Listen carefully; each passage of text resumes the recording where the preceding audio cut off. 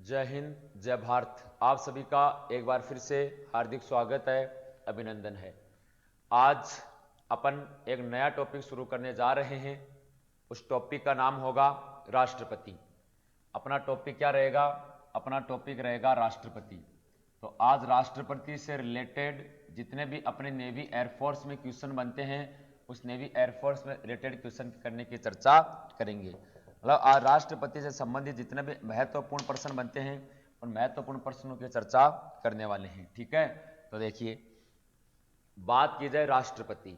राष्ट्रपति क्या होता है, राष्ट्रपति के चुनाव कैसे होते हैं, किस प्रकार से राष्ट्रपति का जो संचालन होता है, राष्ट्रपति देश को चलाता है, वो पूरी प्रक्रिया अपन आज समझने वाले हैं।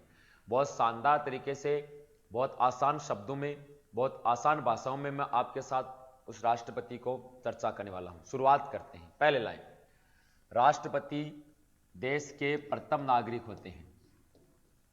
देश के प्रथम नागरिक। अगर आपको प्रश्न पूछ लिया जाए कि देश का पहला नागरिक या प्रथम नागरिक कौन होता है, तो देश का पहला नागरिक कौन होता है? राष्ट्रपति होता है।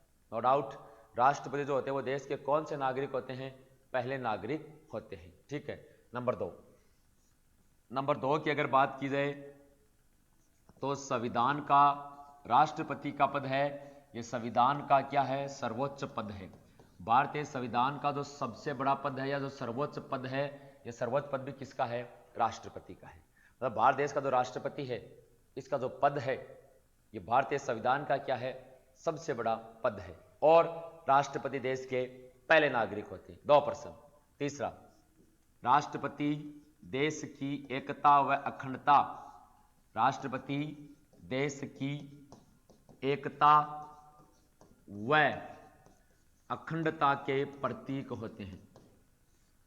राष्ट्रपति देश की एकता व अखंडता के क्या होते हैं?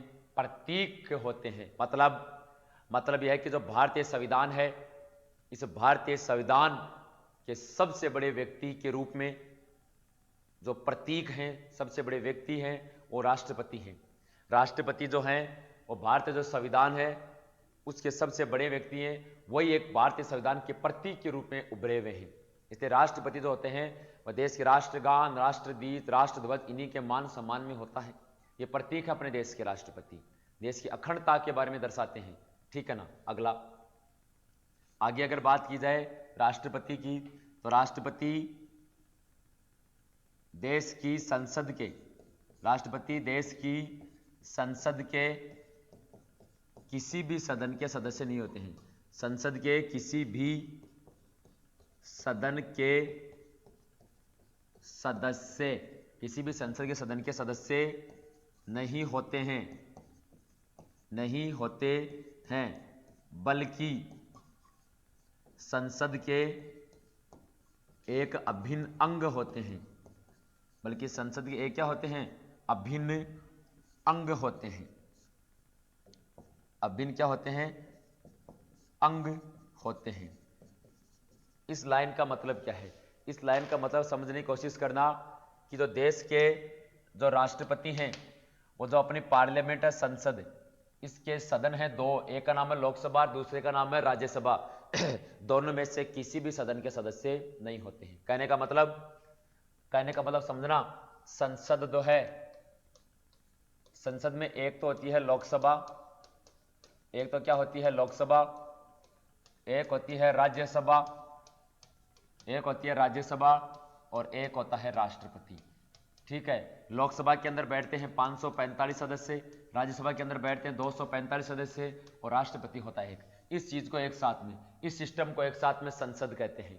राष्ट्रपति ना तो लोकसभा का सदस्य होता है, राष्ट्रपति न राज्यसभा का सदस्य होता है, राष्ट्रपति संसद का एक अभिन्न अंग होता है। कहने का मतलब, अगर तीनों में से एक भी अनुपस्थित है, तीनों में से एक भी अनुपस्थित है, तो संसद नहीं कहलाएगी। संसद कब कहलाती है? जब राज्यसभा, लोकसभा और राष्ट्रपति तीनों मौजूद होते हैं, तभी देश की संसद कहलाती है। अगर इन तीनों में से एक भी अनुपस्थित है तो संसद नहीं कहलाएगी। कई बार प्रश्न आता है, राष्ट्रपति संसद के किस सदन के सदस्य होते हैं? Number 1 Lok Sabha, number 2 Rajya Sabha, number 3 Lok Sabha व राज्यसभा दोनों के नंबर 4, किसी भी सदन के सदस्य नहीं होते। याद रखना, किसी भी सदन के सदस्य नहीं होते हैं, बल्कि संसद के एक क्या होता है, अभिन्न अंग या पार्ट होते हैं। नेक्स्ट आगे बात की जाए, डॉक्टर B.R. अम्बेडकर ने, डॉक्टर भीमराव अम्बेडकर ने, तो डॉक्टर भीमराव अम्बेडकर ने भारत के राष्ट्रपति की तुलना, भारत के राष्ट्रपति की तुलना डॉक्टर भीमराव अम्बेडकर ने भारत के राष्ट्रपति की तुलना किससे की है, इंग्लैंड के सम्राट से की है। इंग्लैंड के किससे की है, सम्राट से की है। मतलब प्रश्न आता है कि भारत के राष्ट्रपति की तुलना किस देश के राजा से की जाती है, तो भारत के राष्ट्रपति की तुलना इंग्लैंड देश के राजा से की जाती है। किससे, इंग्लैंड देश के राजा से की जाती है, नंबर 1। नंबर दूसरी बात, भारत के राष्ट्रपति की तुलना इंग्लैंड के राजा से किसने की, तो बंदे का नाम हो जाएगा डॉक्टर भीमराव अम्बेडकर। डॉक्टर भीमराव अम्बेडकर ने कहा कि जिस प्रकार इंग्लैंड देश में वहां के राजा का सबसे बड़ा पद है, इंग्लैंड में सबसे बड़ा पद राजा का है, वैसे अपने देश में सबसे बड़ा पद है राष्ट्रपति का। जैसे इंग्लैंड में सबसे अहम जो मेन योगदान राष्ट्रपति का होता है, राजा का होता है, उसी प्रकार अपने देश में राष्ट्रपति का अहम योगदान होता है।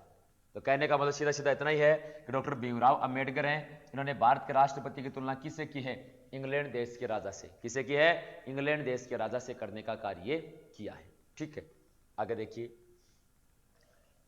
राष्ट्रपति देश की तीनों सेनाओं का, राष्ट्रपति देश की तीनों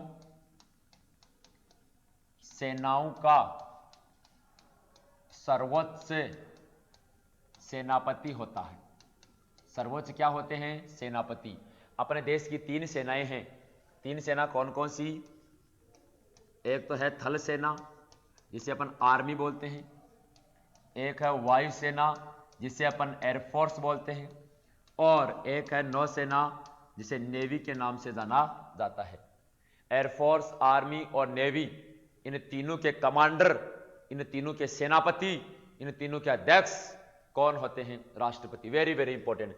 कई बार आपके एग्जाम के पेपर में आ गया कि देश की तीनों सेनाओं के सर्वोच्च सेनापति कौन होते हैं, तो देश की तीनों सेनाओं के सर्वोच्च सेनापति राष्ट्रपति होते हैं। देखो, थल सेना, थल सेना में सबसे बड़ा पद होता है जनरल का, और वर्तमान में है मनोज मुकुंद नरवणे।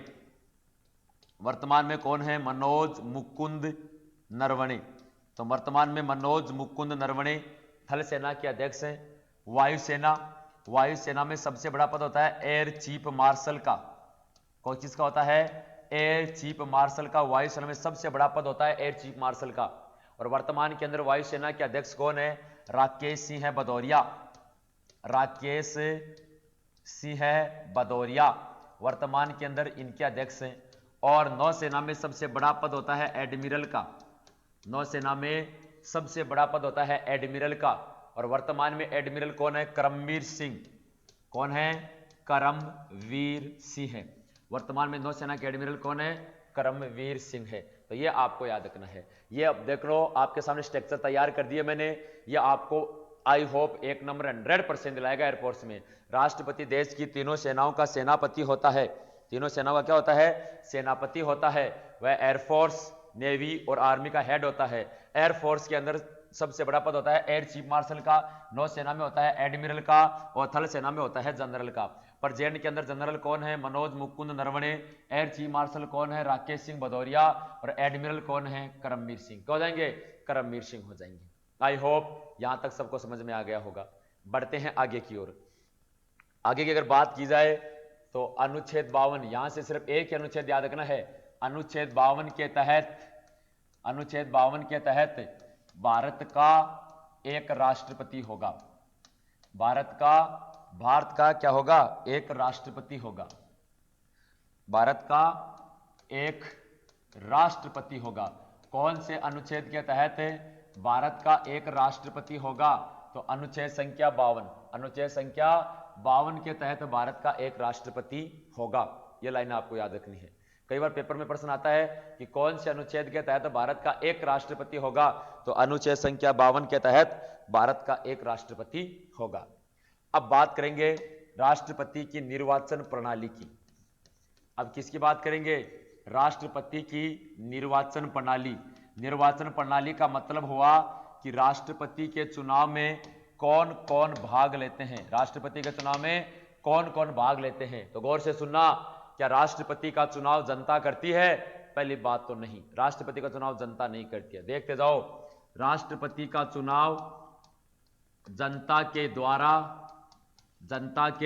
द्वारा अप्रत्यक्ष रूप से किया जाता है। जनता के द्वारा अप्रत्यक्ष रूप से किया जाता है।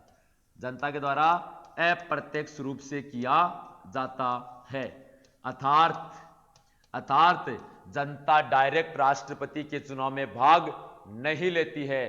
तो जनता के द्वारा राष्ट्रपति का चुनाव नहीं होता, जनता के द्वारा चुने गए प्रतिनिधि भाग लेते हैं। अर्थात जनता के द्वारा चुने गए प्रतिनिधि, अर्थात जनता के द्वारा चुने गए प्रतिनिधि, जनता के द्वारा चुने गए प्रतिनिधि बोले तो एमएलए और एमपी भाग लेते हैं। जनता के द्वारा चुने गए प्रतिनिधि भाग लेते हैं। जहां पर एमएलए का मतलब होता है विधायक, एमएलए का मतलब तो क्या होता है? विधायक। एमपी का मतलब होता है सांसद। एमपी का मतलब क्या होता है? सांसद। तो राष्ट्रपति के चुनाव में जनता भाग नहीं लेती, जनता के द्वारा चुने गए प्रतिनिधि। जनता ने किसको चुन दिया? जनता ने विधायक को चुन दिया, एमएलए बना लिया अपना, जनता ने अपना सांसद चुन दिया। जनता विधायक और सांसदों के चुनाव में भाग लेती है, राष्ट्रपति के चुनाव में भाग नहीं लेती। जनता की तरफ से राष्ट्रपति के चुनाव में जिस क्षेत्र से जिन व्यक्तियों ने एमएलए बनाया है या विधायक बनाया है, वह व्यक्ति भाग लेता है। मतलब विधायक के रूप में कौन भाग लेगा? विधायक, जनता की तरफ से विधायक और जनता की तरफ से सांसद हैं, और राष्ट्रपति के चुनाव में भाग लेते हैं। आप, आई होप आप जितने भी हैं सबको अपने अपने स्थानों के सांसद और विधायक मालूम होंगे।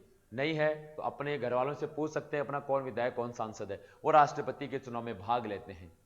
कुल शब्दों में अगर कहा जाए तो राष्ट्रपति के चुनाव में लोकसभा, राष्ट्रपति के चुनाव में लोकसभा, एक होती है राज्यसभा और वह एक होती है विधानसभा।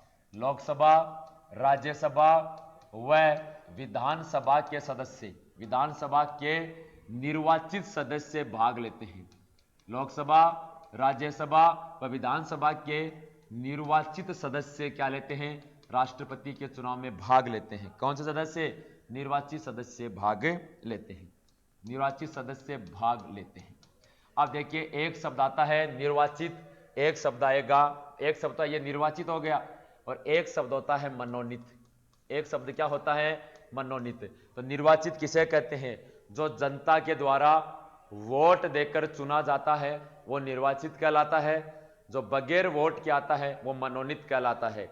जैसे अपने गांव का सरपंच है, अपने गांव का सरपंच क्या होता है? निर्वाचित होता है, क्योंकि सरपंच के चुनाव में जनता क्या करती है? वोट करती है, जनता भाग लेती है, मतदान करती है। आपके जो विधायक हैं, आपके जो सांसद हैं, वो जनता, आप जिसे आप चुनते हैं, जो जनता के द्वारा वोट देकर चुना जाता है वो तो निर्वाचित होता है। जो बगैर वोट के चुना जाता है उसे मनोनीत के नाम से जाना जाता है।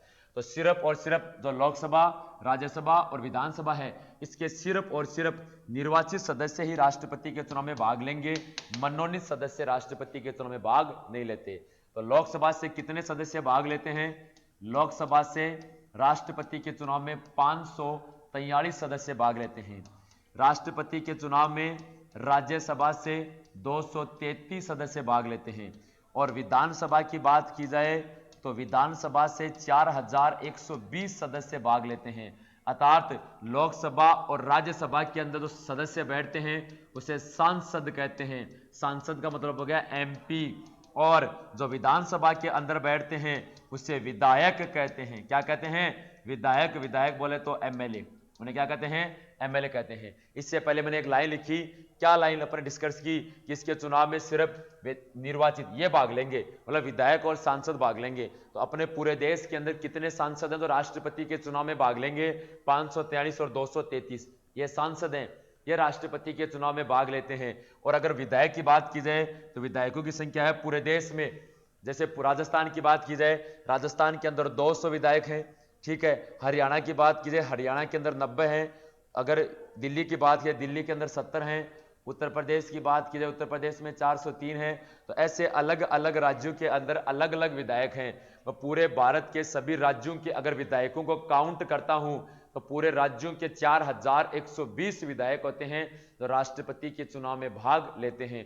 कुल अगर 4896, मतलब राष्ट्रपति के चुनाव में कुल 4896 सदस्य भाग लेते हैं। यह लाइन बड़ी महत्वपूर्ण है कि राष्ट्रपति के चुनाव में कौन भाग लेता है। तो लोकसभा, राज्यसभा और विधानसभा के सिर्फ और सिर्फ कौन से निर्वाचित सदस्य भाग लेते हैं। आपका एयरफोर्स और नेवी इतने टफ क्वेश्चन नहीं पूछेगा कि कितने कितने भाग लेते हैं, बस कौन भाग लेता है यह प्रश्न पूछा जा सकता है। तो आप आंसर दे सकते हैं, लोकसभा, राज्यसभा, विधानसभा के निर्वाचित सदस्य भाग लेते हैं। आई होप यह समझ में आ गया होगा।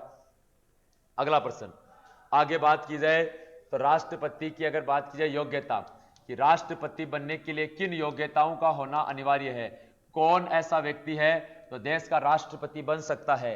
नंबर 1, भारत का नागरिक होना चाहिए, भारत का नागरिक हो। तो जो बंदा भारत का नागरिक होगा वही व्यक्ति राष्ट्रपति बन सकता है, भारत का नागरिक हो। नंबर 2, दिवालिया व पागल घोषित ना हो, दिवालिया व पागल घोषित ना हो। दिवालिया का मतलब होता है बैंक से कर्ज नहीं होना चाहिए। जैसे विजय माल्या, नीरव मोदी, ये दिवालिया घोषित कर दिए गए। इन्होंने लोन तो ले लिया लेकिन वापस नहीं चुका पाए, ऐसी स्थिति में बैंक ने भगोड़ा या दिवालिया घोषित कर देती है, ऐसा भी नहीं होना चाहिए। पागल, मानसिक स्थिति ठीक होनी चाहिए उसकी।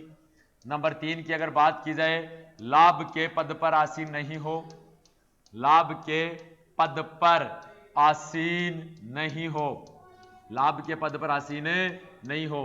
लाभ के पद पर आसीन नहीं हो का मतलब हो गया सरकारी कर्मचारी नहीं होना चाहिए। अगर कोई व्यक्ति गवर्नमेंट जॉब कर रहा है तो ऐसी स्थिति के अंदर गवर्नमेंट जॉब करते हुए राष्ट्रपति का चुनाव नहीं लड़ सकता।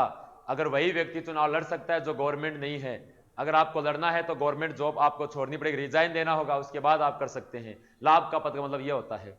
और सबसे महत्वपूर्ण योग्यता, 35 वर्ष की आयु पूर्ण कर चुका हो, 35 वर्ष की आयु पूर्ण कर चुका हो, 35 वर्ष की आयु पूर्ण कर चुका हो। जो व्यक्ति कम से कम कितने साल, 35 साल का होना चाहिए, यह सबसे इंपॉर्टेंट योग्यता। कई बार आपके नेवी और एयरफोर्स के पेपर में प्रश्न पूछा गया है कि राष्ट्रपति बनने हेतु न्यूनतम आयु होना अनिवार्य है। तो राष्ट्रपति बनने हेतु कम से कम 35 वर्ष का होना अनिवार्य है। 35 वर्ष से नीचे आयु का व्यक्ति राष्ट्रपति का चुनाव नहीं लड़ सकता है। यह आपको एग्जाम में रखना है याद, कई बार पेपर में पूछा गया है। ठीक है, तो यह आपके पास क्या होनी चाहिए, योग्यता। इसका मतलब देश का वह प्रत्येक व्यक्ति जो भारत देश का नागरिक है, दिवालिया पागल नहीं है, सरकारी व्यक्ति भी नहीं है, 35 साल से ऊपर हो चुका है। ऐसे तो देश में करोड़ों व्यक्ति हैं, तो क्या सभी राष्ट्रपति के चुनाव लड़ सकते हैं? नहीं, इसके लिए कुछ कंडीशन है, जो कुछ ऐसी कंडीशन है, कुछ ऐसी शर्त हैं जिसका वो पालन करेगा वही व्यक्ति राष्ट्रपति का चुनाव लड़ सकता है। कौन कौन सी शर्त हैं देखना भाई, या कौन कौन सी कंडीशन है, शर्त। अगर आप राष्ट्रपति, कोई व्यक्ति जब राष्ट्रपति का नामांकन पत्र भरने हेतु, राष्ट्रपति का नामांकन पत्र भरने हेतु, नामांकन पत्र भरने हेतु, कहने का मतलब कोई भी जब चुनाव होता है तो उससे पहले फॉर्म भरा जाता है।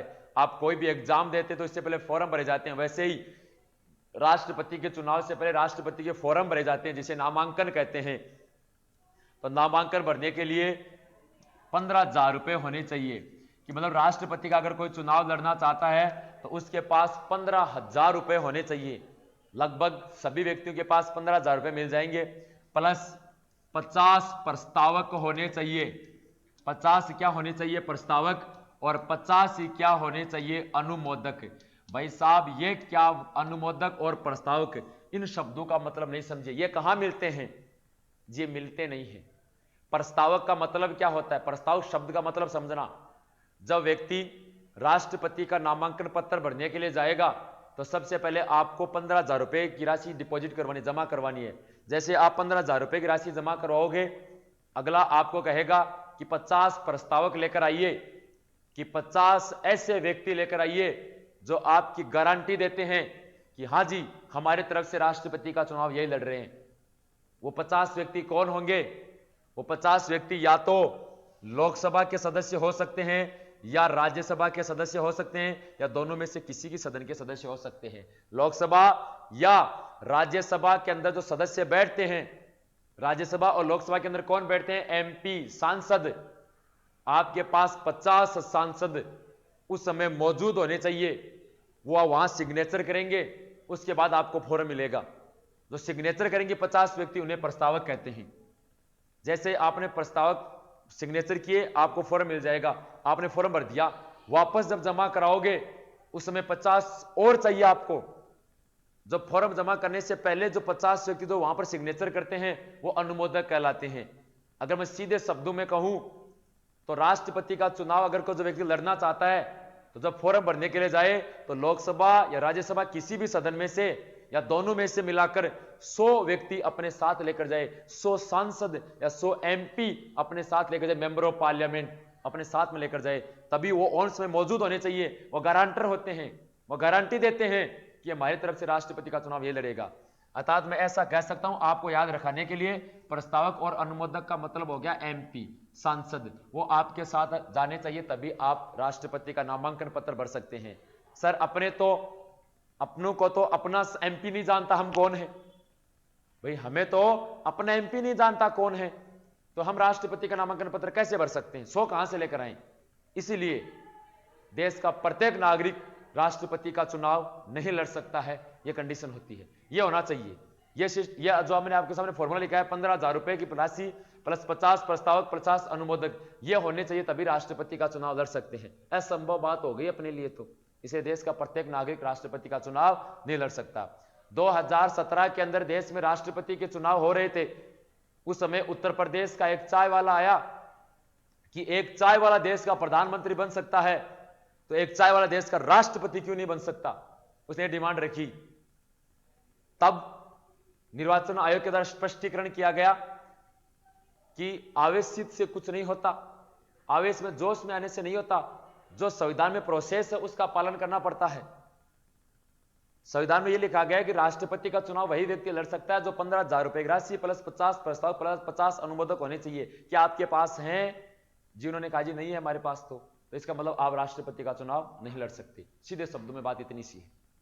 ठीक है, आगे देखिए। यदि किसी राष्ट्रपति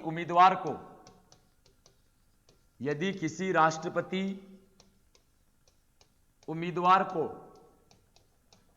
राष्ट्रपति उम्मीदवार को कुल मतों का 16.66% या 1/6 भाग मत ना मिले तो उसकी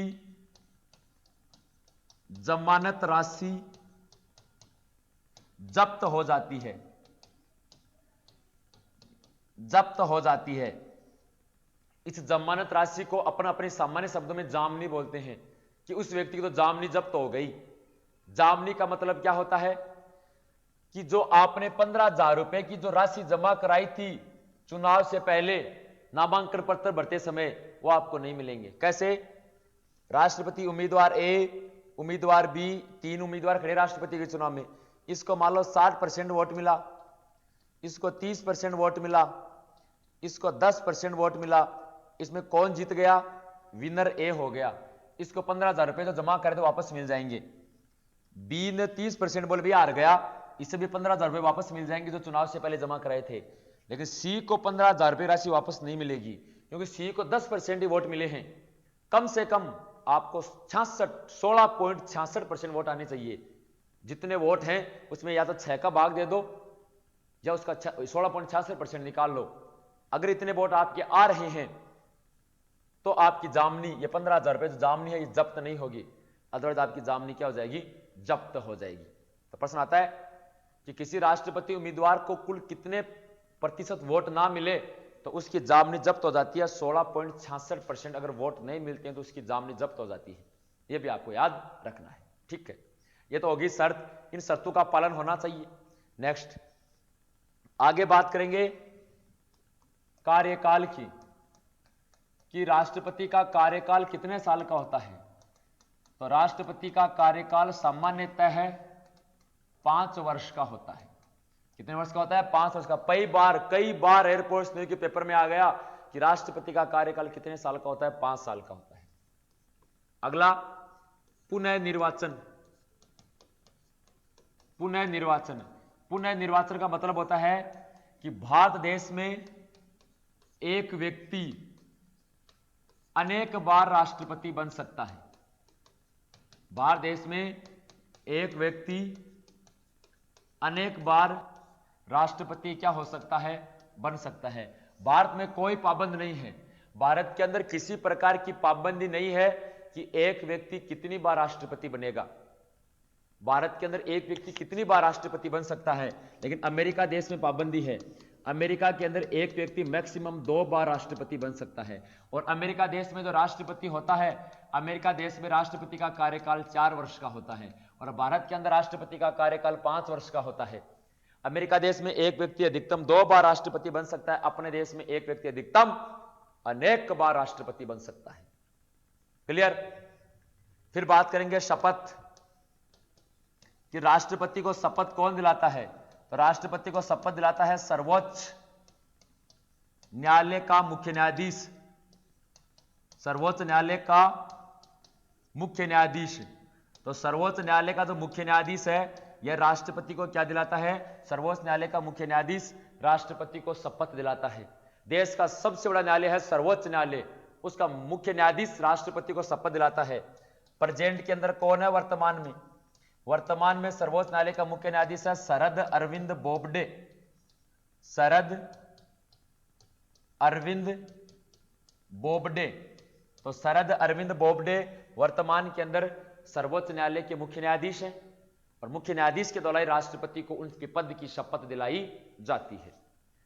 शपथ के बाद बात करेंगे वेतन की। किसकी बात करेंगे? वेतन की, कि राष्ट्रपति को कितना वेतन मिलता है? 5 लाख रुपए प्रति माह है। 5 लाख रुपए प्रति माह है, वो भी टैक्स फ्री। राष्ट्रपति के वेतन पर कोई टैक्स नहीं लगता। 5 लाख रुपए प्रति माह मिलता है, टैक्स फ्री वेतन मिलेगा 5 लाख रुपए। Very very important. और राष्ट्रपति को कितनी पेंशन दी जाती है? तो राष्ट्रपति को पेंशन मिलती है मूल वेतन बट्टा 2। मूल वेतन बट्टा 2 का मतलब 5 लाख बट्टा 2 बराबर 2,50,000 रुपए प्रति माह है। 2,50,000 रुपए प्रति माह उनको पेंशन दी जाती है। 2,50,000 रुपए प्रति माह उनको पेंशन दी जाती है राष्ट्रपति को। कहने का मतलब जिस दिन जो बंदा रिटायरमेंट हो रहा है, राष्ट्रपति रिटायरमेंट हो रहा है, उस दिन उसका पेमेंट कितना है? उसका हाफ पेंशन मिलेगी। इसके बाद अगला आता है निवास स्थान, कि राष्ट्रपति कहां निवास करते हैं। राष्ट्रपति जो है ना, वो राष्ट्रपति भवन में रहते हैं। राष्ट्रपति भवन में निवास करते हैं। राष्ट्रपति भवन है रायसीन पहाड़ी पर। कौन सी पहाड़ी पर है? रायसीन पहाड़ी। रायसीन पहाड़ी कहां पर है? नई दिल्ली में। यहां पर राष्ट्रपति भवन है, वहां पर वो अपना निवास करते हैं, या मतलब वहां रहने का कार्य करते हैं। और यहीं से पूछ लिया जाए, अमेरिका देश के राष्ट्रपति कहां रहते हैं? व्हाइट हाउस में। कहां रहते हैं? व्हाइट हाउस में। तो अमेरिका देश के राष्ट्रपति व्हाइट हाउस में निवास करते हैं। जबकि अगर बात की जाए भारत देश के राष्ट्रपति भवन में निवास करते जो नई दिल्ली में रायसीन पहाड़ी पर है। ठीक है, ये हो गया निवास स्थान, ये पेंशन, और इनके क्या हो गया? वेतन। अब बात करते हैं त्याग पत्र की। अगर मान लो राष्ट्रपति जी समय से पहले क्या देना चाहें? अपना त्याग पत्र देना चाहें, तो राष्ट्रपति जी समय से पहले अपना त्याग पत्र किसको देंगे? उपराष्ट्रपति को। शपथ सर्वोच्च न्यायालय के मुख्य न्यायाधीश दिलाते हैं। शपथ सर्वोच्च न्यायालय के मुख्य न्यायाधीश दिलाते हैं, लेकिन त्याग पत्र हमेशा उपराष्ट्रपति को देते हैं। त्याग पत्र हमेशा उपराष्ट्रपति को देते हैं। शपथ कौन दिलाता है? सर्वोच्च न्यायालय का मुख्य न्यायाधीश दिलाता है। क्या महाभियोग राष्ट्रपति जी को समय से पहले हटाया भी जा सकता है? राष्ट्रपति को समय से पहले उनके पद से हटाया भी जा सकता है। राष्ट्रपति को समय से समय से पहले पद से हटाने की प्रक्रिया, समय से पहले पद से हटाने की प्रक्रिया को क्या कहते हैं? समय से पहले हटाने की प्रक्रिया को महाभियोग कहते हैं। अगर राष्ट्रपति को समय से पहले हटाना है, अगर राष्ट्रपति को समय से पहले हटाना है तो उस हटाने की प्रक्रिया को महाभियोग कहते हैं। क्या कहते हैं? महाभियोग कहते हैं। और यह महाभियोग का प्रावधान भारतीय संविधान में अमेरिका देश से लिया गया है। अमेरिका देश के राष्ट्रपति को भी महाभियोग के द्वारा हटाया जाता है और भारत देश के राष्ट्रपति को भी महाभियोग के द्वारा हटाया जाता है। महाभियोग कौन लेकर आता है? कहने का मतलब राष्ट्रपति को कौन हटाता है? तो महाभियोग है वह संसद के द्वारा लाया जाता है। देश का आम नागरिक राष्ट्रपति को नहीं हटा सकता, देश के प्रधानमंत्री राष्ट्रपति को नहीं हटा सकते, देश के उपराष्ट्रपति राष्ट्रपति को नहीं हटा सकते। राष्ट्रपति को संसद के द्वारा हटाया जा सकता है। संसद के दो सदन हैं, एक सदन का नाम है लोकसभा, एक सदन का नाम है लोकसभा और दूसरी सदन का नाम है राज्यसभा। इन सदनों के सदस्यों के द्वारा, इन सदनों के सदस्यों के द्वारा राष्ट्रपति को महाभियोग के द्वारा हटाया जा सकता है। राष्ट्रपति पर महाभियोग लाने से 14 दिन पहले आपको सूचना देना अनिवार्य है। 14 दिन पूर्व आपको क्या देनी होगी? सूचना। क्या देनी होगी? सूचना। कहने का मतलब जैसे मान लो वर्तमान में भारत के राष्ट्रपति रामनाथ कोविंद हैं। वर्तमान में भारत के राष्ट्रपति कौन है? रामनाथ कोविंद। अगर मान लो रामनाथ कोविंद जी संविधान का उल्लंघन कर रहे हैं, संविधान के द्वारा बनाए गए नियम और कानून की पालना नहीं कर रहे, अब उनको हटाना है तो उन्हें 14 दिन पहले आप लिखित में सूचना दो। अगर लोकसभा के सदस्यों को ऐसा लगे कि राष्ट्रपति ढंग से काम नहीं कर रहे, तो लोकसभा के सदस्य राष्ट्रपति जी को 14 दिन पहले सूचना दे देंगे। अगर राज्यसभा सदन के सदस्यों को लगे कि राष्ट्रपति ढंग से काम नहीं कर रहे, तो राज्यसभा के सदस्य इसको 14 दिन पहले सूचना दे देंगे। कहने का मतलब जो भी सदन राष्ट्रपति जी को हटाना चाहते हैं, उस सदन के सदस्य 14 दिन पहले राष्ट्रपति को सूचना दे दें कि हम आपको हटा रहे हैं, और 15वें दिन इस महाभियोग के प्रस्ताव को लोकसभा राज्यसभा के अंदर पारित करवाओ, सदस्यों की सहमति लो। जैसे पारित हो जाएगा, राष्ट्रपति अपने पद से हटे हुए माने जाएंगे। यहां से आपकी एग्जाम के लिए 5 प्रश्न बनते हैं। पहला प्रश्न, राष्ट्रपति को समय से पहले पद से हटाने की प्रक्रिया को क्या कहते हैं? महाभियोग। राष्ट्रपति जी पर महाभियोग का प्रावधान कौन से देश से लिया गया है? अमेरिका से लिया गया है। तीसरा प्रश्न, राष्ट्रपति पर महाभियोग किसके द्वारा लाया जाता है? संसद के द्वारा। चौथा प्रश्न, राष्ट्रपति पर महाभियोग संसद के किस सदन के द्वारा लाया जा सकता है? किसी भी सदन के द्वारा लाया जा सकता है। पांचवा प्रश्न, राष्ट्रपति पर महाभियोग लाने से कितने दिन पहले सूचना देनी होती है? तो 14 दिन पूर्व सूचना देनी होती है। ये 5 बड़े प्रश्न हैं महाभियोग से लेकर जो आपको आने चाहिए। ठीक है, आई होप यह लाइन आपको समझ में आई होगी। ठीक है ना? अगला देखना, आपको जानकारी दे दो बहुत शानदार, राष्ट्रपति का पद 1 मिनट के लिए भी खाली नहीं रह सकता। मान लो आज राष्ट्रपति कोई त्यागपत्र दे दे, या मान लो राष्ट्रपति महाभियोग से राष्ट्रपति को हटा दे, या राष्ट्रपति की मृत्यु हो जाए, तो राष्ट्रपति पद तो खाली हो गया। नए राष्ट्रपति बनने के लिए चुनाव होंगे, भाई चुनाव होंगे, मतगणना होगी, फिर रिजल्ट आएगा, उसके बाद राष्ट्रपति को शपथ दिलाई जाएगी, फिर राष्ट्रपति बनेंगे। तब तक को सर बहुत 2-3 महीने का टाइम लग जाता है। मैंने क्या कहा? 2-3 महीने नहीं, राष्ट्रपति का पद 1 दिन के लिए भी खाली नहीं रहता है।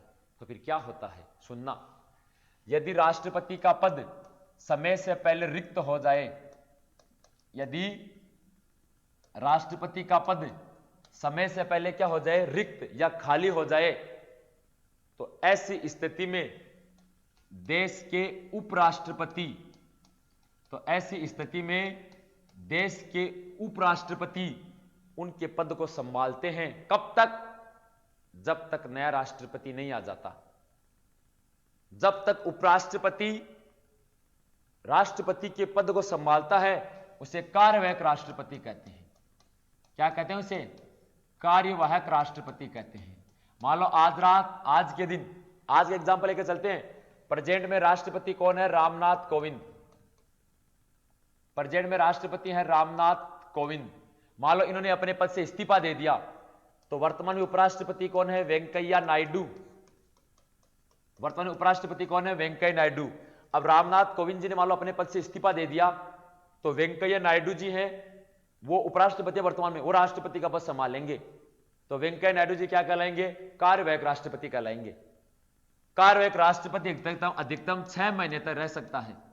मतलब 6 महीने तक ही उपराष्ट्रपति जो होता है वो राष्ट्रपति का पद संभाल सकता है मैक्सिमम, क्योंकि 6 महीने के भीतर भीतर चुनाव होने जरूरी है। 6 महीने के भीतर भीतर राष्ट्रपति के चुनाव होने कंपलसरी है, अनिवार्य है। 6 महीने के भीतर भीतर राष्ट्रपति के चुनाव होने कंपलसरी है। जो 6 महीने तक मैक्सिमम राष्ट्रपति के पद को संभालता है वो कार्यवाहक राष्ट्रपति कहलाता है। ठीक है। अगर मान लो राष्ट्रपति और उपराष्ट्रपति दोनों का ही पद मान लो क्या हो जाए? रिक्त हो जाए, तो सर्वोच्च न्यायालय का मुख्य न्यायाधीश,